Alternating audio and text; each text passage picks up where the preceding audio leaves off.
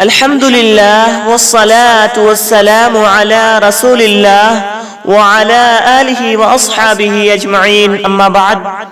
محترم ناظرین و سامعین، جیسا کہ ہم اور آپ بخوبی جانتے ہیں کہ جنت میں اللہ تعالی جنتیوں کو بے شمار نعمتوں سے نوازیں گے اور کھانے اور پینے کی بھی بے شمار نعمتوں سے نوازیں گے، یہاں تک کہ جنت میں ہم شکل پھل اور میوے ہوں گے، اور جنتی لوگ جنت میں جو بھی طلب کریں گے، جس کی بھی خواہش کریں گے، جنت میں وہ چیز انہیں ملے گی۔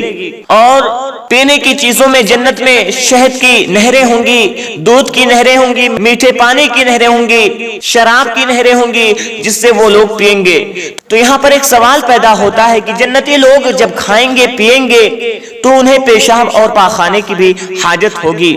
تو آئیے دیکھتے ہیں کہ رسول اللہ صلی اللہ علیہ وسلم نے اس کے بارے میں کیا ارشاد فرمائے ہیں۔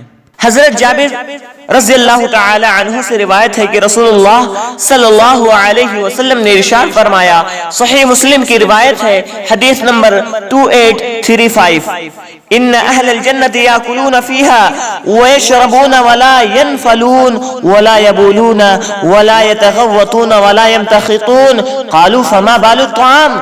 قال جشاء ورشح كرشح المسك يلهمون التسبيح والتحميد كما تلهمون النفس۔ اللہ کے نبی صلی اللہ علیہ وسلم فرماتے ہیں، بے شک اہل جنت جنت میں کھائیں گے پیئیں گے اور نہ تھوکیں گے اور نہ بولو براز یعنی پیشاب اور پاخانہ کریں گے اور بلغم سے پاک ہوں گے۔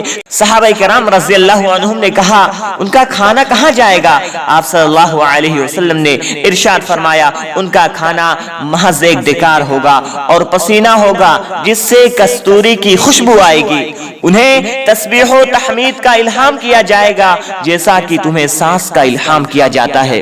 محترم ناظرین و سامعین، اس حدیث سے ہمیں معلوم ہوتا ہے کہ جنتی لوگ کھائیں گے پیئیں گے اور جو چاہیں گے کھائیں گے پیئیں گے، لیکن وہ پیشاب اور پاخانے سے پاک ہوں گے، یہاں تک کہ وہ تھوک اور بلغم سے بھی پاک ہوں گے، اور ان کے کھانے کے بعد اس کا اخراج ڈکار اور پسینے کی شکل میں ہوگا اور اس پسینے سے بھی کستوری کی خوشبو آئے گی۔